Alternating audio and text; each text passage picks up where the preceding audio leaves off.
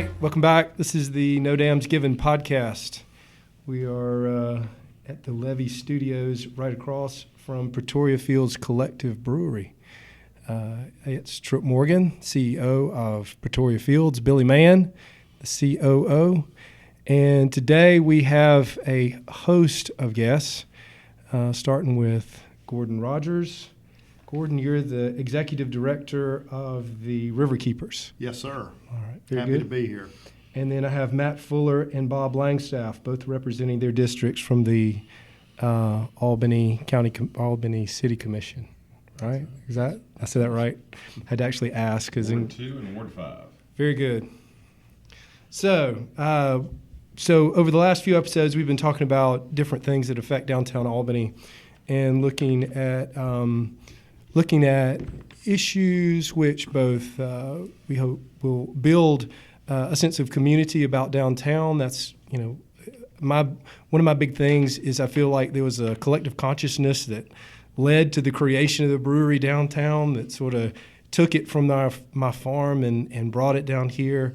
There's been a lot of positive feelings about this, and I think we've created a lot of positive vibe over the past year. And this conversation is so that we can have a long topic communication about what seems to be if not a controversial subject, certainly a very important subject. So there are really two issues that we're talking about today. One is the combined sewer system, the fact that we have 1840s to 50s era drainage for downtown Albany, as well, or a combined runoff. And I'm going to let the experts here talk more about this in just a second. And then also the treatment of the water plant, and then what's happened recently and why this has been brought to light is the dumping or the spillage of this into the Flint River. Which is really one of the highlights of the Flint River itself is one of the highlights of our downtown, and one of the things that we've used to attract people to downtown. So, Gordon, why don't you start off by just tell us what the problem is, what's happened over the past few weeks, and kind of set up this whole issue for us. Okay, thank you, Doc. I'm really appreciative of this opportunity, and I wish one of the true experts was here. Maybe this is my fault that we didn't invite Phil Robertson. Maybe we can have him on a future podcast. Yeah, we can definitely do that. To give us the whole history of how we got here, because he's been a voice in Albany circles now for probably 2.5 decades to improve the situation, and nobody, including him or me, is thankful that we've gotten to this spot. But he has told me, and he has said in public, that we're thankful that we are at this spot where we're actually talking about positive change for the sewer system. And I think before we tee up the technical piece of it, that sort of the political, social, and community piece of it is that we need to take the goodwill that we have right now about moving this situation forward and hang on to that and use it as a positive piece of leverage. So the way we got here is in part by what you described as a 100+ year old piece of infrastructure called a CSO, or combined sewer overflow. That's the way things were actually engineered back in the day, prior to the 1970s, 60s, or 50s, depending on what town you're talking about, where the storm water itself from the rain was used to help carry the sewage into the river and get it out of town, and it was a disease control method. Mm-hmm. It certainly wasn't good for the rivers all over the world, but it's definitely good for human health within the towns. Mm-hmm. And so that was the original wastewater treatment system, was the rivers. And as we learned over time, that became a human health issue too for people downstream, and certainly for the rivers themselves. Right. It depended on where you were on the creek. Right. So the people upstream had the best benefit for it. The people at the at the tailwaters had the worst benefit for it. So, Exactly, and distance between towns mattered a Sure. lot because the river can process a certain amount of waste. right. And so as we moved into the 1970s, the conventional and community wisdom across this country changed, and we adopted the Clean Water Act, which mandated the eventual cleanup of all this stuff. And the long story very short is that Albany is one of the last cities in the country, one of the last 3 in Georgia to directly address this head on. So before the 70s, what were we doing? It's all going to the river. Now I don't know the history of. I can jump in and give a little history. Yeah, please do. Only because I talked to Jeff Hughes, who's our sewer superintendent, which I know you've talked to a good bit, and Stacy Rowe, who's our interim sewer director. Yeah. Apparently, up until about 1960, give or take, the city was just dumping directly into the river. And at about that time, they instituted what are called the interceptors. So we have an east side interceptor and a west side interceptor. So on either side of the river, we have a large pipe to collect what used to just get dumped into the river. So that was in the 60s. And what they did inside of a 48-inch pipe, they put at a 2-foot mark, they put a weir or a dam so that when there is significant rain, it'll come in, and that's where you get a CSO event. You get combined sewer if you get more than 0.19 inches in an hour. Per hour, right. Right. And so, but you still get that half the pipe flow of untreated sewage that's going to the treatment plant. The problem that what we're talking about now is when you get the rain event that we just talked about, 0.19 in an hour, you get overflow, so you're getting 10% raw sewage, 90% stormwater, but it's all going to the river. Yeah. So And let me that's see on if that- I- And so let me that's see on if- the low end of a small rainfall event, and on bigger ones, the percentage of sewage can actually go down because there's more rainwater To dilute it. Right. So the old sewer, if I understand, the old sewer system for, say, downtown Albany, where the brewery is, all of this, it flows into a pipe, a big, is that what you're saying? A big It's called pipe. the interceptor. Interceptor pipe. And that pipe is And then- parallel to the river. And then Right. sewage goes into that That's as well as just rainwater. And the rainwater is to help move the sewage down towards its. That was the old Okay, so that's not reason for happening doing now. it. So now most of the city has separated Yeah. sewer systems. So you've got sanitary sewer and then you have stormwater. But in the older parts of the city, it's combined. And so when you get enough rainfall, you're infiltrating what the pipe that I was talking about, the 48-inch pipe Mm-hmm. with the weir in it. It's too much water for it to handle to send everything to the treatment plant. Precisely. So it is overflowing around the pipe and going straight to the river, and that's where you see the 8 CSO outfalls on the river. Actually, the 8th one is the plant. I think Right. there's 7 7 active ones. active ones. Yeah. So, yeah. And so, Doc, it's not designed so the stormwater will help move the sewage. They're just combined, and that was the engineering. And the reason that there are pipes for stormwater is because people don't want it puddling up in the streets. You have to have a stormwater system, otherwise you have water in the stores and water Sure. in neighborhoods and whatnot. And so the trick, as Bob said, is to separate them.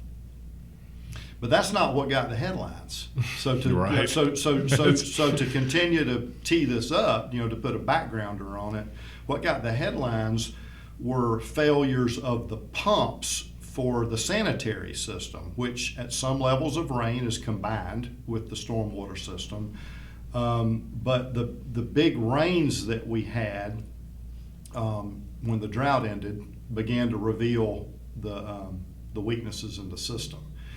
And the biggest flow of failure, the biggest flow that resulted from failure that we had in 18 was around Memorial Day, and it was like 24, 36 hours of failure.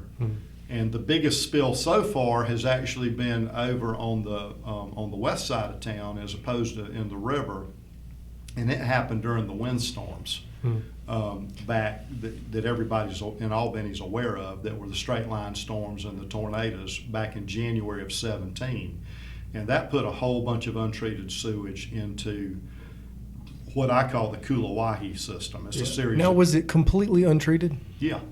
Okay. Yeah, And it would have except for the rainwater, but that's all electrical failures. Yeah. During And so this was the event. actual. So what we're talking about now is the actual sewage plant itself, and we had too much water and then too much No, water for it to. not the plant. Getting it to the plant. Yeah, Get it the to pumps that would normally get it to the plant failed Due to the electrical outage. due to the electrical outages, and that's just not something a lot of people are thinking about during a windstorm. Same thing happens in hurricanes. Same Sure. thing happens sometimes in forest fires, like in Right. California, but you don't think about that. You're thinking about the fire or the Right. wind. So that happened. And in it probably 17. makes sense to explain now, like what a lift station is. And I learned this from the guys just to. Sure. So we're so flat here that, other cities don't have this problem necessarily, but we're so flat that we have to have lift stations to take both stormwater in certain places and sanitary sewer. We have to lift them up to get them to the next gravity station. So it's a gravity, so you're using gravity most of the time, but to get it to either the next gravity station or to the plant, so there are gravity stations along the way, but you got to lift it up to so it just keeps moving down the line. And then the last one gets it actually to the plant. So when we had the storms that you're talking about, I think 52 of them failed because of power outages. Yeah, basically half so- the system Yeah, went offline. that's right. There are about 108 total lift stations. Some of them are for stormwater only, and some of them are. So that sanitary didn't sewer. even get moved to the sewage plant. It just went, it stopped, and then all of those little. And it's going to be an those little overflow, just like he said. Flow release valves went directly into the river. So was there a failure? Well, actually? some of them are They- not in the they- river. They went. A lot of it went to Kulawahi Creek. We're talking about Went to a side creek, okay. January of 17, and Kulawahi comes into the river down there at Newton. It's way down there. Oh yeah, well familiar with. So that happened, and then these things in 18 happened, and we began to get those headlines. But I call it the little elephant and the mama elephant. The little elephant is what's getting the headlines That's right. with these lift station failures. And we're glad the press is covering it. I mean, it doesn't need to be swept under the rug. But the big elephant that's kind of behind the curtain is these CSOs that have been going on for decades. And we really have an opportunity to correct both of these things. Just in my mind, so now we've got this 18th century system, but we also have modern plumbing and that. Is this also flowing in this area? Does it go a different route? Is there some other, so, I mean, houses that are built today, are they still circulating in the same sewage system, or do they go a different route to a different area? Typically a different route. So like Ward 5 would go a different route than say downtown Albany would go. And part of the opportunities that we have to solve the problems that we've got with the CSO is to try to keep more stormwater from getting into the system in the first place. If you can keep it out of there, whether that's through detention ponds or canals or other methods. Cisterns, whatever, some way to capture it and treat it. But but the stormwater, even if we were just putting stormwater in the river, that's not good either, is it? That's right. And Phil Robertson has made this point very emphatically, both in private and in public, that even if we achieve 100% separation of the sewage and the stormwater, we still have a cleanliness problem in the stormwater. And some of that is solids, what people discard and allow to wash into gutters and whatnot and wind up in the river. And some of it's oils and some of it's pesticides and herbicides. And so nobody needs to be assuming that stormwater itself, once you've separated it from the sewage, is clean, because it's not. It's just not. It just doesn't have human feces in it, to put a blunt point on it. It could have animal feces in it, like the runoff from my yard will have my dog's mess in it. It'll go down into the storm system and travel all the way.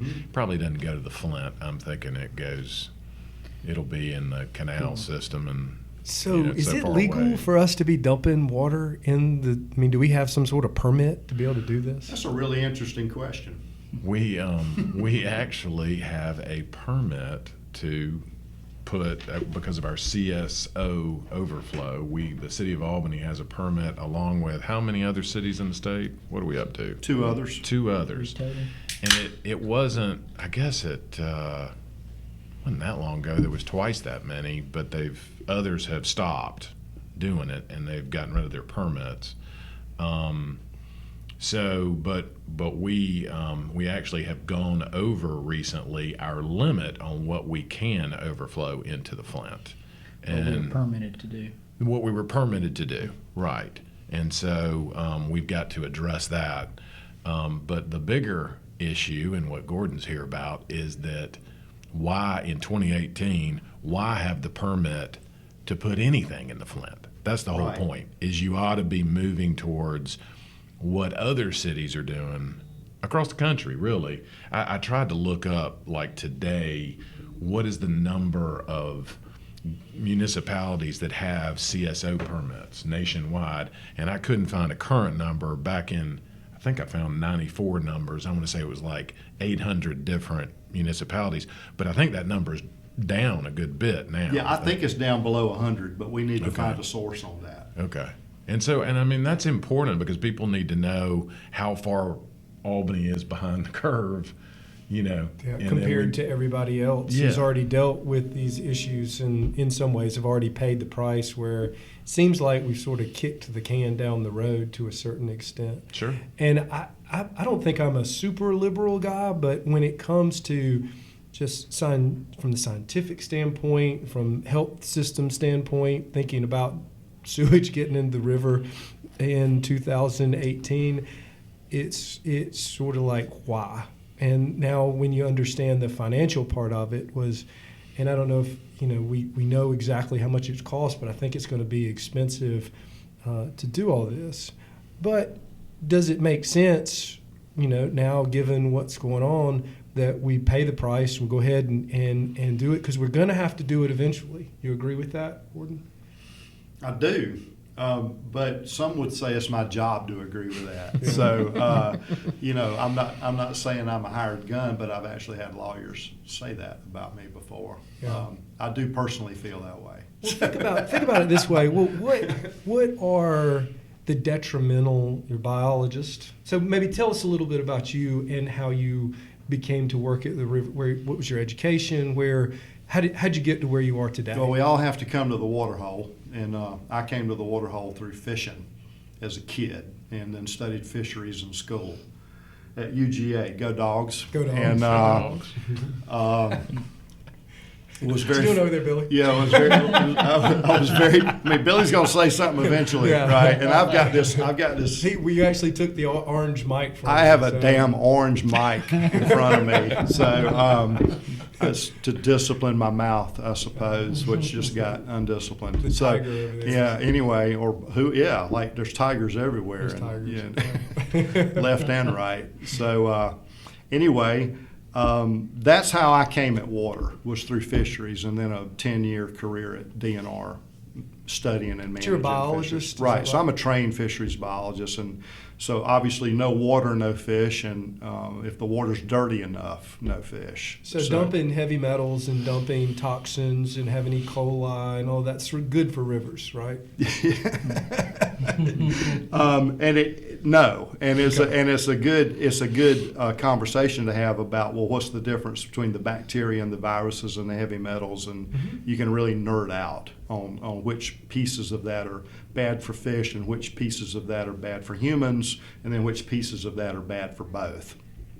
So that's how I come at it. So I'm a biologist gone bad. I'm a advocate now, and And that's what I do for a living. But the bottom line is that you have sort of two layers of this. One is human disease risk if the levels of sewage in the river are high enough, so that bodily contact or contact with your nostrils, your ears, your eyes, that becomes, or open cut, that becomes an issue. And then there's a layer below that at which there's ecosystem damage, but not disease risk. And then there's another piece of it that the Clean Water Act addresses, and my lawyer sort of really violently reminded me of this in public the other night, reprimanded me at the Albany meeting, that there's an aesthetic piece of this that the Clean Water Act actually addresses, where people don't want to see certain sorts of solids floating past them while they're picnicking or fishing or whatever. So those are sort of the layers of it. I bet a very common question you get is, are the fish safe? So if I go down and fish in the river, or I get a catfish, I catch whatever, is it safe to eat? Is it safe to get in the river? Talk about, tell us a little bit about, like, considering everything that's happened, is the river safe, and should we be wary of different things? Should we be wary of it? Happy to. The question of safety under this situation downstream of Albany is that it depends on the week and it depends on how much it's rained. And so we're sampling every Monday now, which is not really often enough to tell you about every day. And this week it happens to be fairly clean. Last week it was not. What does not clean So what mean? does that mean, Yeah. right? So for fish and fishing, in terms of the human health risks from the viruses and bacteria, anything that you cook at 375 for 8 minutes is safe. So, you do the typical South Georgia thing to it and nuke it with grease and good batter, and you're good. And probably if you grill it or bake it long enough, don't eat the sushi. Don't eat, Flint River catfish sushi, and you're good. But from the bodily contact standpoint, that's going to go up and down. And the Flint is a really cool river. I probably don't need to remind most of the listeners about that. But people don't just fish in it, and they don't just swim in it. It's like this whole body experience where people are snorkeling, they're diving, they're swimming with their kids, they're doing the rope swing thing. It's like everything you can do in a river, you're doing it in the Flint. Sure. And so And a lot of us to me, grew the up- goal would be yeah. 365 days a year you could jump in it and not worry about it. Sure. That would be the goal. And we've never worried about it. I grew up in Camilla, not a ton to do in Camilla, but one of the things we did was we hunt, fished, and canoed on the Flint. And I've been doing it since my dad would let me do it by ourselves and take the canoes and get out there. So as a kid, this was never anything that we worried about. It just wasn't. And we weren't smart enough to know to worry about any of this. But as I've gotten older and canoeing down, there's foam that you can see that develops, and there's more of it now than there was when I was younger. And it's organophosphates. And the organophosphates have caused soap and soap formation in the waters. And so there is some chemical distortion of what's going on that's been going on for a long time. And I guess I'm just basically reiterating what you're saying. From the medical standpoint, we do at least once a year, we'll get someone who gets one of the bacteria from the river. And those are hard infections to treat. So it is a real health. It can be a real health problem too. Not telling people not to get in, because it's very, very rare that happens. But what we don't want to see, and it's not going to stop. It's not. I don't think it's been an unusually high occurrence here as in other places, because once a year is not that high. But what we would hate to see happen is see illnesses that we could directly relate to it. And that hadn't happened yet, but it certainly is a possibility. And that's one of the things that we're here, or that we would like to prevent, because as the population grows and as there gets to be more people, if we don't fix it now, there's only going to be more sewage or more issues with this. Is that not a Yeah, we don't not even, a concern? we don't even want to walk up to the edge of that. Right. We don't want to get anywhere close to that. We need to knock it out. So, what is the city doing anything here? We're Is the doing city? a few things. All right, You want let's to talk take about that it. one, Matt? Well, definitely doing several. Pull that mic up to you. This is something that the city is definitely taking very serious, and I think, and part of what Bob and I are here today is that we're definitely taking it serious as well. I guess, like as Gordon said, the thing that has taken up, seen most of the headlines has been with the lift stations, and there is an assessment now that started back early in July, assessment of all our lift stations that is being done to come in and see what, obviously we've had issues with lift stations, and see what is the problem, what can we do about it. So does the city actually manage those? They're actually maintained by an outside company. Jacobs is the company that actually maintains those. Maintains them, I guess would be the. And they also maintain the treatment plant. So correct. Yeah. Mm-hmm. Now, who is Jacobs? international firm that is devoted to that sort of thing. So they're, Sewer they're an maintenance. engineering firm, correct? Right. One of Yeah. the largest in One the of the world. largest in the world. That's right. And so they have contracts all over the world to maintain these things. So that's not an unusual thing for them to be maintaining it. Correct. No. They have several contracts with cities in the Flint. It's not just Albany.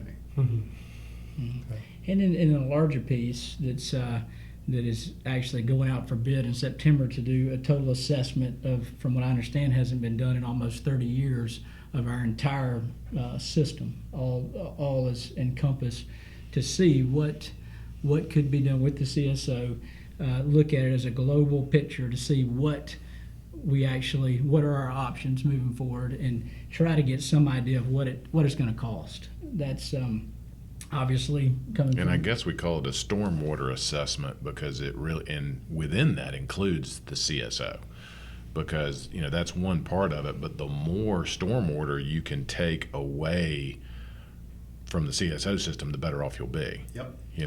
I mean that's a key to it.